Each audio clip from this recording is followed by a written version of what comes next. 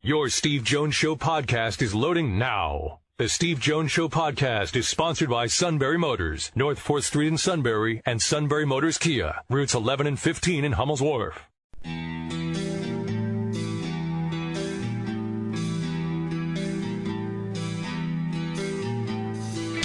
Sports talk where your voice counts. This is the Steve Jones Show on News Radio 1070 WKOK. Now, from the Sunbury Motors studio, here's Steve Jones. All right, Sunbury Motors, 4th Street in Sunbury. Sunbury Motors Kia, routes 11 and 15 in Hummel's Wharf. Great to have you with us on the show today. Word is that there was a certain someone that wasn't in the station today that was out practicing. No? Well, yes and no. Well, he wasn't practicing, but I was told this morning that Kevin in the suit, Kevin Herr, a.k.a. the suit, is one step closer to be ready to go 1 week from today for the Truman H. Purdy Memorial Golf Tournament that he got his back adjusted this morning. So the person he went to see last year after his round in the Purdy tournament, when he threw his back out, he saw the doc this morning to get everything all tuned up and ready to go. But I said to him, are you going to at least go out and hit a bucket of balls between now and next Wednesday? And then that's his goal. He's going to attempt to do that. So the answer was no. Right. All right, so let's get to our play-by-play call of the day. John Sterling in a slice of history for CC Sabathia. 1-2 to Murphy. Pitch. Struck him out swinging. There it is. He has 3 strikeouts. He has 3,000. And next up, CC Sabathia, the Hall of Fame. The Yankees come out of the dugout to hug him and slap him on the back. Great. Great. Ah, yes. CC Sabathia, really a great career between Cleveland, Milwaukee, the Yankees. He has had a great career. Yeah. Strikeouts. It's interesting what he said about bullpens. If bullpens are failing, part of it's going to be location. I watched the other night Eduardo Rodriguez pitch, and you know how many guys he went 0-2 on? He went 0-2 on like 6 guys. 5 of the 6 worked the count to 3-2 because he started nibbling. Pitchers in today's game, this is a generalization, but in today's game,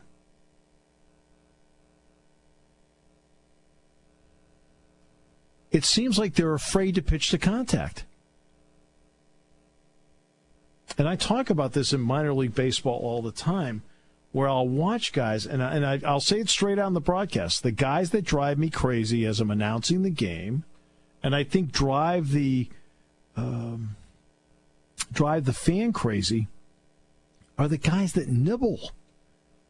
In other words, my stuff isn't good enough.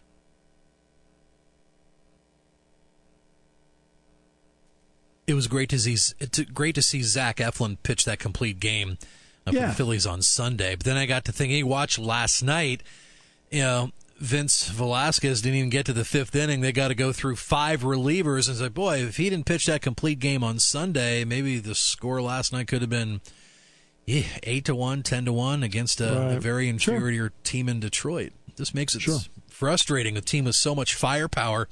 You just, we'll make hay against Detroit, get these 2 before you go back into divisional play for the weekend. Right. I know. I just don't. It's the guys that nibble that drive me nuts. Like, look, just pitch. And then, oh, well, goodness gracious, somebody gets on base. I mean, somebody gets on base, the game stops.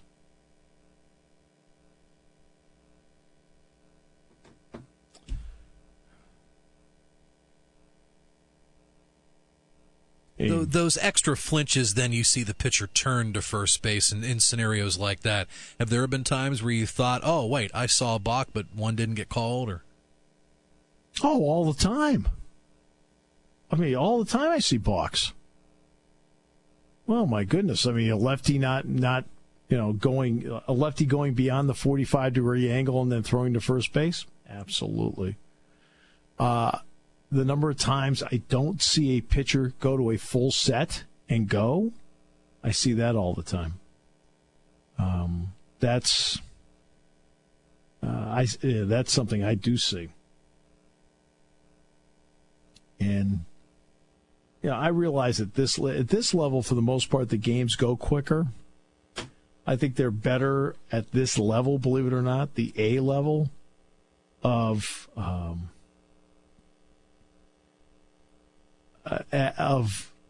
enforcing the rule of staying in the box.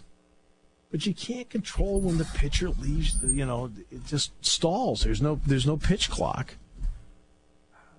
And I don't know if a pitch clock is the answer. I'm not saying it is. I'm just saying there isn't one at this level. But it's not, again, to me, it's not pace of play. I think we've used the words pace of play just as something to, we talk about it. But to me, it's not pace of play. To me, it is action. Everything's about action. What makes sports interesting? Action, drama, right? That's why, I've talked about every sport. One thing about the NFL that makes it look like there's a lot of action, right? Makes it look like there's a lot of action because of all the instant replays. I'm talking about, between plays. So it looks like there's constantly something happening in the NFL. The NHL, the puck is always moving. Puck is always moving. So even though you may have a game like Columbus and Boston last night that's a 2-1 game, there's action all over the place. It's up and down the ice and passing and saves and things like that where there's stuff that's happening. That was my takeaway the first after watching my first hockey game at Pagula. When walking out to the car, it's like, wow, that was a lot of fun. That was even better than watching it on TV, just with them going up and down the ice, and you didn't want to turn your head because you didn't want to miss a shot that could go in. Well, hockey's one of those sports where, in my opinion, is a lot better when you see it in person. It's a lot better when you see it in person.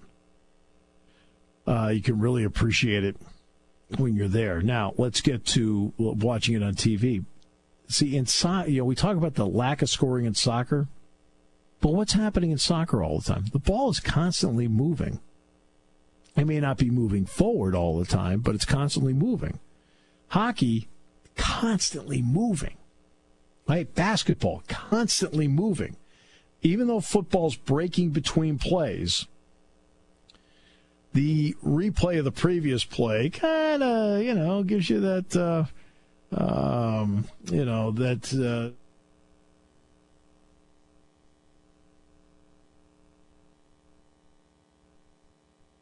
gives you that feeling that the game's in motion. And there's a lot of big plays that happen in football, and that, that's terrific. All right. So there's motion there. Then you get to wrestling.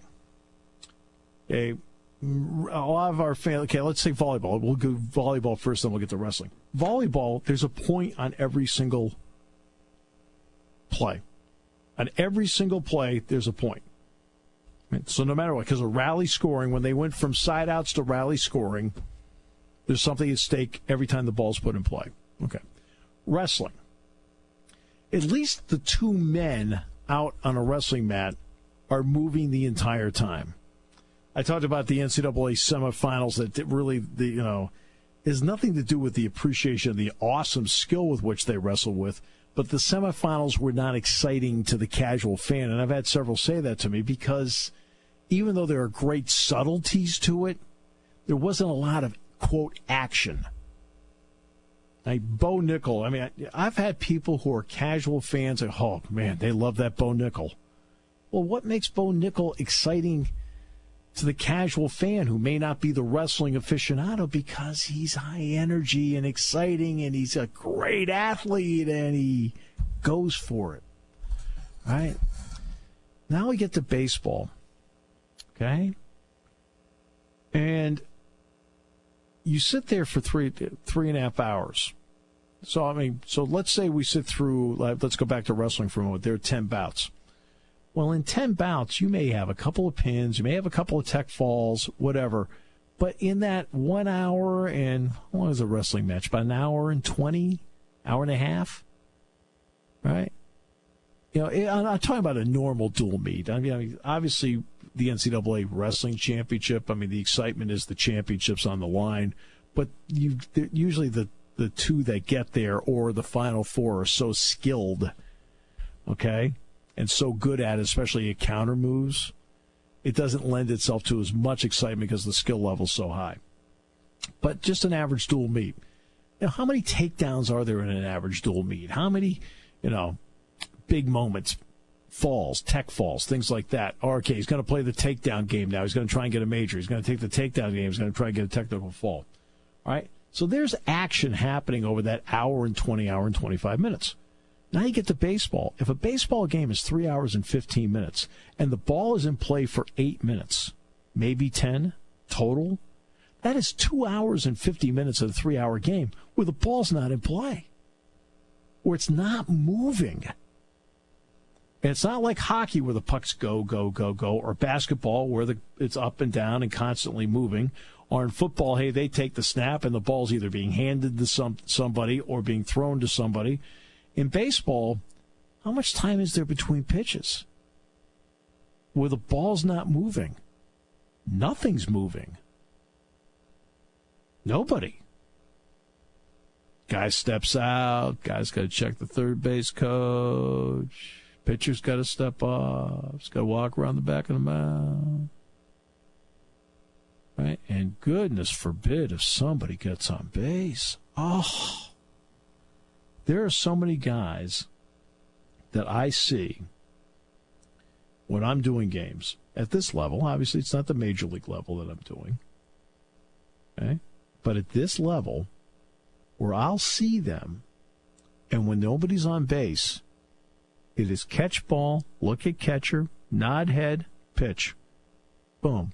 Catch ball, stare in, nod head, pitch. A beautiful pace. Maybe the ball's put in play, maybe it's not, but you know what? Because of the pace that they're pitching with, the ball is at least now moving. And then somebody gets on base. Now we got to lean in. Now we got to look. Now we got to check first. Now we may step off. Now we may throw over. Now we'll delay, a little cat and mouse. Deemed to be brilliant. By whom? And that's the problem they have. And when you have the people from Harvard, Yale, and MIT coming in who are doing some really good work right now, they're doing some really good work with baseball. A lot of the analytics stuff is really interesting, and I think gets a lot of people interested in the game, gets a lot of fantasy people involved in the game. But what always bothers me about analytics people is this. I am not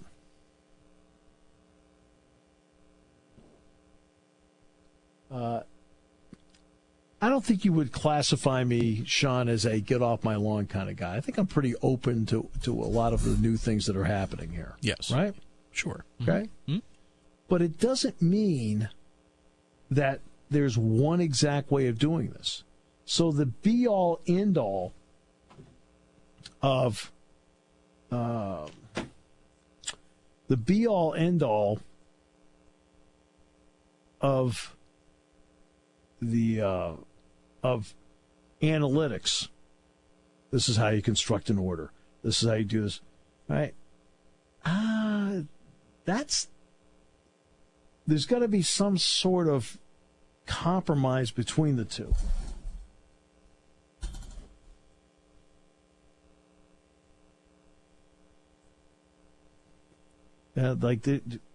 a happy medium. So let's take, to me, what the worst part of analytics happens to be. The worst part of analytics, and I mentioned this before the top of the hour, is this, that a strikeout is like any other out. While in theory that is correct, an out is an out, the only way a strikeout has any value offensively in the game is if a pitch gets past the catcher and you get first base. There's no other value to it. Whereas a grounder to short is an out 9 times out of 10. Because you hit the ball to short, you are now forcing the shortstop to make a play, which means he has to make the pickup, and he has to make an accurate throw, and he has to do it in such a way where he gets you in time. You put the defense at risk. That's where analytics is dead wrong about the value of a strikeout versus it's just like any other out. Okay, that tells me you know nothing about the game. That tells me you know zero about the game. Now, if I'm pitching, I want as many strikeouts as possible. Why? Because I don't want to put my defense at risk. But to tell me a strikeout is like any other out, that tells me right there that you should not be in a front office. Okay? It tells me right that you should not be in a front office if that's what your opinion is, that a strikeout's like any other out. It is not like any other out. Yes, guess what? When you strike out, the only thing that can happen is you're out. Except if the ball gets past the catcher. So once every 30 games, 40 games, that happens. As opposed to, why do you have up on the board runs, hits, and errors? Well, you have the errors up there because guess what? The ball was put in play. And you put the defense at risk. That's where the analytics people miss. So they do a lot of great things. That's one area, though. Launch angle, I can understand launch angle. How do you defeat shifts? Launch angle. Launch angle defeats shifts. That's why eventually, when I think it gets warmer, I think you're going to see Bryce Harper launch. And people love home runs. But there's too many. The outcomes right now happen to be too often home run, strikeout, walk. Well, of those 3 scenarios, 2 of them involve the ball not being in play. All these other sports we talk about, there's at least soccer may be 1-0. Ajax beat Tottenham yesterday. Does that sound right? 1-0? That is correct, yes. Semifinal. Okay. Mm-hmm. But what happened during the 100 minutes total? You're right. The goal was pretty early in like the first 15 minutes. Right, but I'm saying you're talking about, 95, 96 minutes of action? Because they don't stop the clock.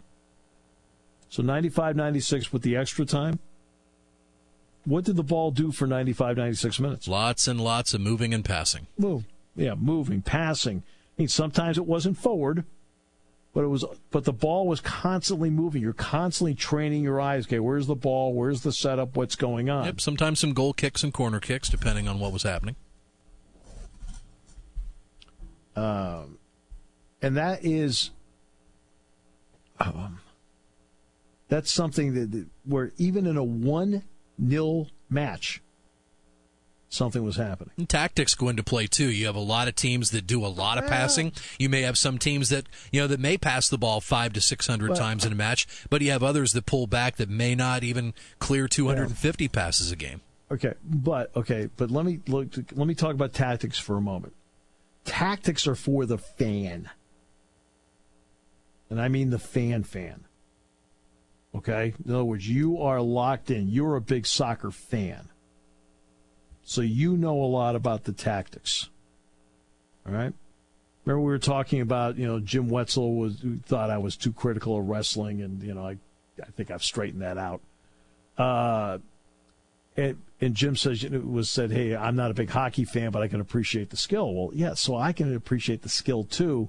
And he was talking about the subtleties. Well, Jim knows the subtleties better than anybody on the planet. But what I'm trying to do is how do you get casual fans excited? So a casual fan gets excited in soccer because the ball's moving. Okay, it's exciting. You know the subtlety of tactics. Right? Same thing in basketball. I can sit there and I can talk about screen and roll. I can talk about UCLA cuts, all that stuff. I can talk about all that. Okay? Football, this, that, and the other thing. But the people who are really big-time fans, like it is their sport, they know all about the tactics. It's how do you get people excited in watching the game that sort of know about it, but you know what? It's, hey, this is fun. I like it. As opposed to I'm really into it. It's like going to a concert with a great band. You love, Springsteen. Okay, so you go to see Springsteen and the E Street Band.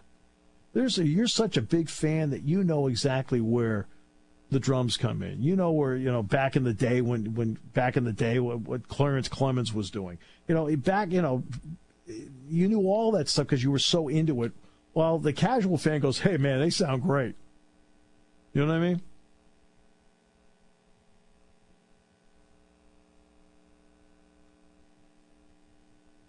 So that's the big difference. I'll tell you, and I'll tell you something that is a concern moving forward. We always talk about the 18 to 34 age group moving forward. Here's a big concern that I have. There are a lot of people in the 18 to 34-year-old age group that love video games. And there's nothing wrong with video games. Okay, so please, I'm not going to tell you, oh, video games are off. No. It's your form of entertainment. I got it. But you know what's really tough in today's generation about video games? The second it goes wrong, what can you do? Turn it off and start over. Absolutely. Yeah, reset. Yeah, you can reset the game.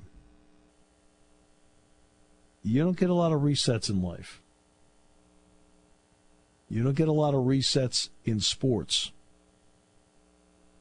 It's one thing about sports you have to deal with over the course of 3 hours or 2 hours or whatever it may be, of the ups and downs, successful moments, failed moments, and how do you persevere and survive those failed moments? How do you then celebrate the great moments? When you're out there in life in general, of course, but in a sporting event, how do you... There's no reset button. So when you are James Harden last night, you get raked across the face. He couldn't reset and start over again. He had to play through it through blurred vision. When you are out there as we played in Kershaw, he hasn't thrown a pitch at 93 miles an hour now in a long, long time. So he's had to, reinvent himself on the mound. There's no reset button. When you're looking at the Patriots and the Atlanta Falcons, the Falcons are rolling, and the Patriots are getting crushed. There's no reset button. They had to somehow pull themselves out of the despair of being way behind and bring themselves back. Bo Nickel is wrestling a year ago for the championship. Guess what? He's in trouble. No reset button. He figured out a way to get out of it and win. And, that's what sports teaches you, the ups and downs, and that there is no reset button. We will come back with more in a moment. Bottom of the hour here on News Radio 1070 WKOK. If you want to have a fun day, you have to drive a Hyundai SUV from Sunbury Motors Hyundai. Sunbury Motors Hyundai is having their spring SUV sale where you can save over $5,000. Sunbury Motors Hyundai has the 2019 Kona discounted up to $3,503, starting at $22,435. Sunbury Motors Hyundai has 16 2019 Hyundai Tucsons with discounts up to $5,059. An athletic Tucson all-wheel drive starts at $23,105. Remember, all new Hyundais come with America's best 10-year, 100,000-mile powertrain warranty. Sunbury Motors Hyundai Spring SUV sale is going on now in the North 4th Street Auto Plaza. 2019 Santa Fe all-wheel drive start under $25,000, and the Santa Fe XLs start under $29,098. Now is the time to find your next SUV at Sunbury Motors Hyundai in the North 4th Street Auto Plaza, Sunbury. Driving you over 100 years, Sunbury Motors. Taking your calls at 800-795-9565. This is the Steve Jones Show on News Radio 1070 WKOK. Now from the Sunbury Motors Studio, here's Steve Jones.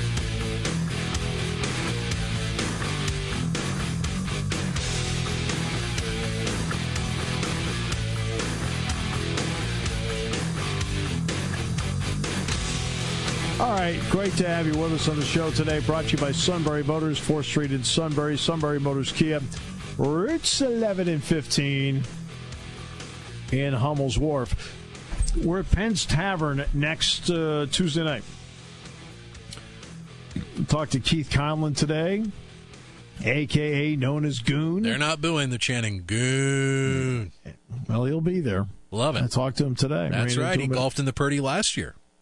He's going to golf in it again this year, and he said he had what a great time he had. I ran into today at Wegmans and talked with him. He's excited about coming to Penn's Tavern. I said, "Isn't the food great there?" He goes, "Oh my goodness, yes." So we are looking forward to having him there on Tuesday night, among others. Oh, and he's a Philly guy too. I mean, he's a straight shooter. He tells it like it is. No.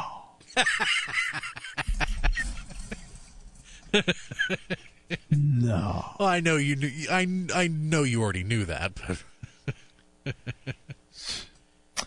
And then the tournament. It turns out that because of the Phillies, we'll have no show on Wednesday, so it's just going to be me kicking back and enjoying a lot of fun with some great people. I'll be with Adam Purdy, I'll Steve bring Engel. the recorder, though. I'll bring the recorder, though, in case we have get some documented footage that we would need to replay then on next Thursday's show. Well, no, we're going to play pretty straight in our group. If you want some comedy, go to the group that's playing in back of us. Let's get everybody up to date on the scoreboard, by the way. Barcelona leads Liverpool 2-0, 78th minute. Major League Baseball, the Red Sox complete their sweep of the A's, winning 7-3. Suddenly, Boston is starting to play. What did they start? What did the Red Sox start out? 3-11? Does that sound right? Definitely 3-10 for sure. All right, I'll just say 3-10. So since then, they are 11-7. So they're starting to play. I mean, the Sale thing has been mystifying. I can't really, I can't even begin. To be honest with you, I'd almost make him a closer and just say, hey, look, you got 3 batters, throw as hard as you can. Why not? But I wonder if that's what the Phillies may do to Nick Pivetta. Maybe put him in the pen, put him in as a reliever, maybe as an option. See how he continues to do down in Lehigh Valley. Yeah, that's possible. Mitch Moreland and Carlos Vasquez homered today in that game. White Sox lead the Orioles 1-0, bottom of the second. Tampa Bay, Kansas City, scoreless top of the first.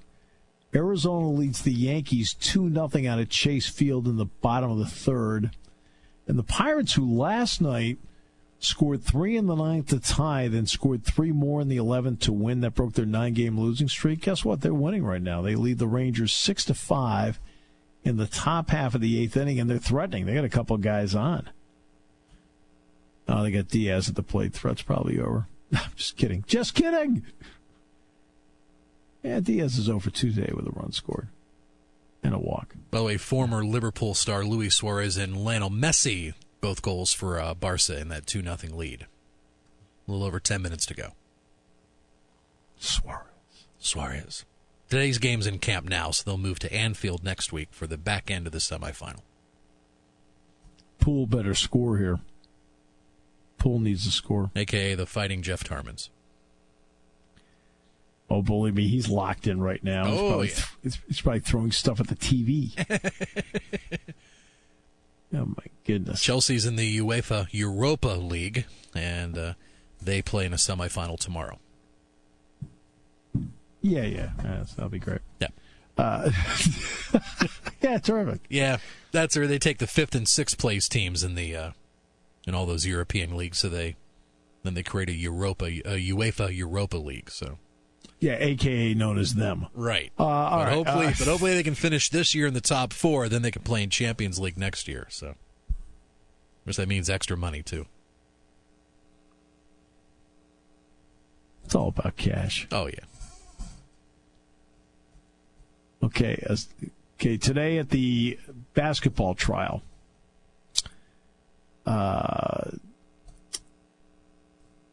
federal prosecutors today played a recording to the jury of a phone call in which former Arizona assistant Book Richardson told aspiring agent Christian Dawkins that Sean Miller, the head coach at Arizona, was paying DeAndre Ayton $10,000 per month while he was enrolled at Arizona. Prosecutors played the call, which was intercepted by wiretaps. It's a dangerous word. On June 20th, 2017.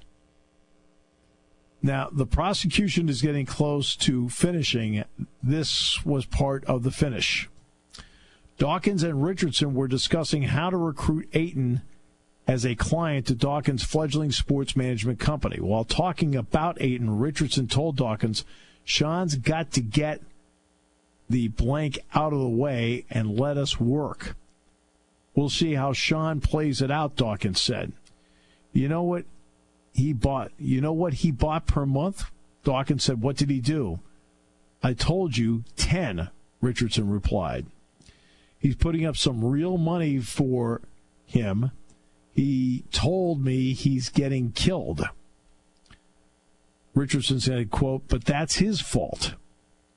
During the same call, Richardson and Dawkins discussed how much Richardson would be paid each month by Dawkins' new sports management agency.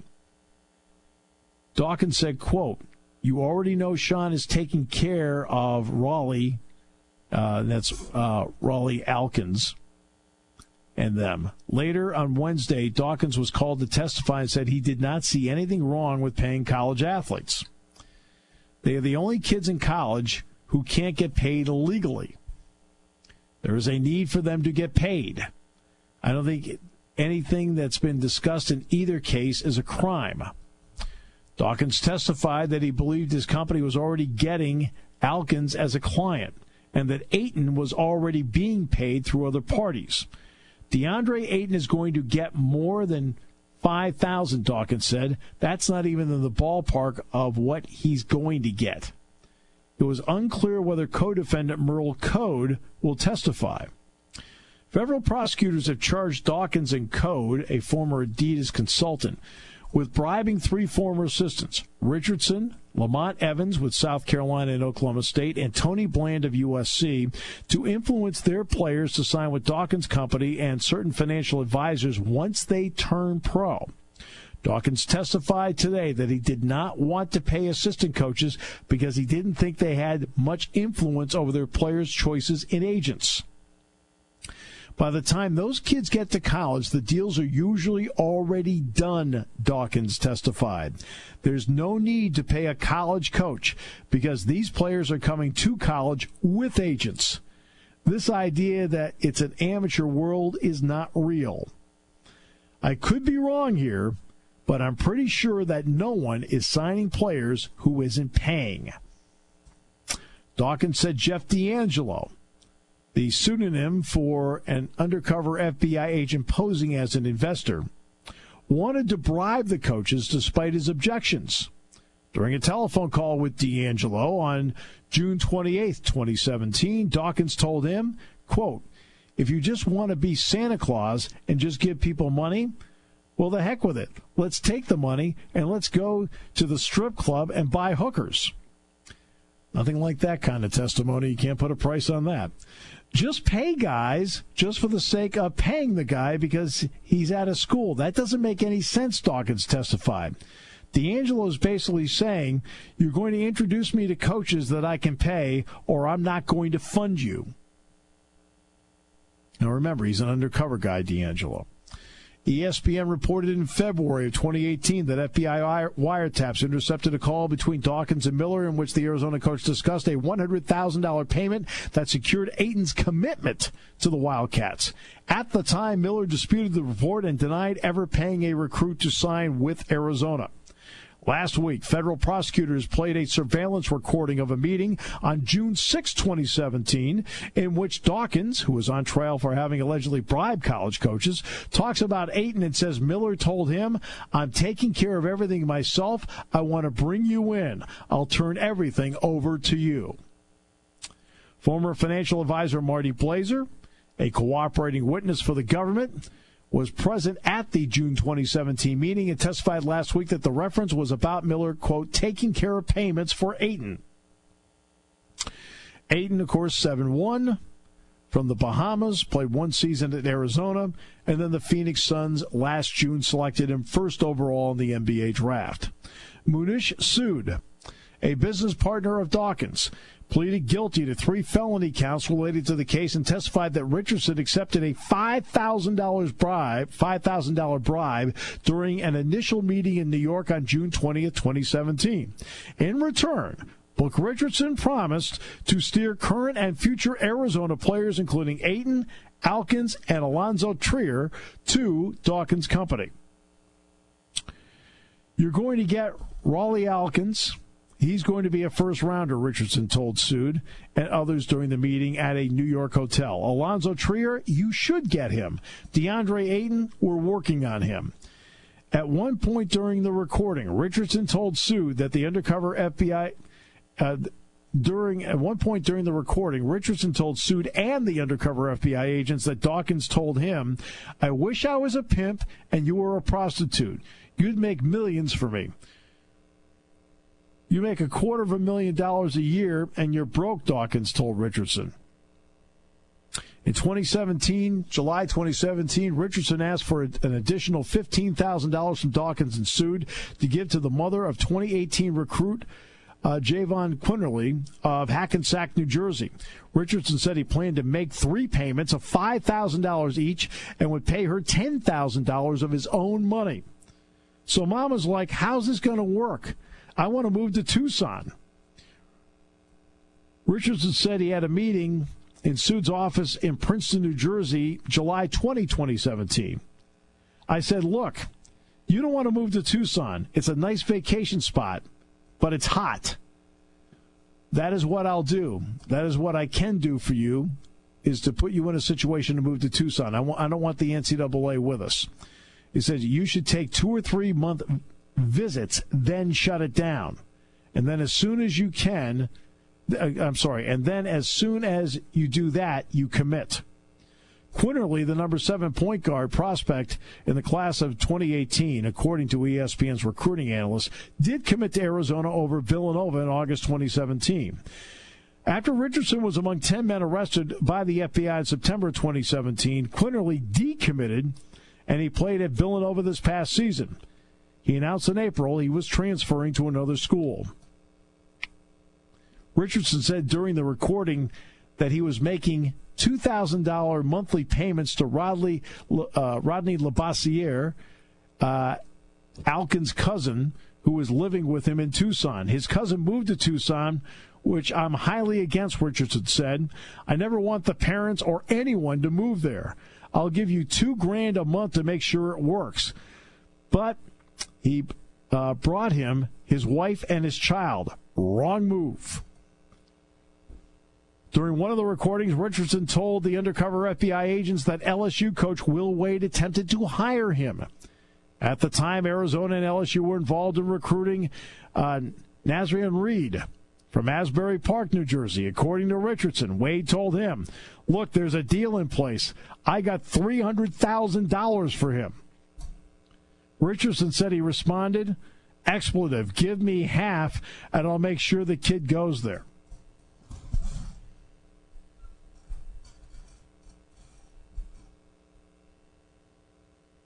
Oh, I think the story speaks for itself. Back with more in a moment on News Radio 1070 WKOK.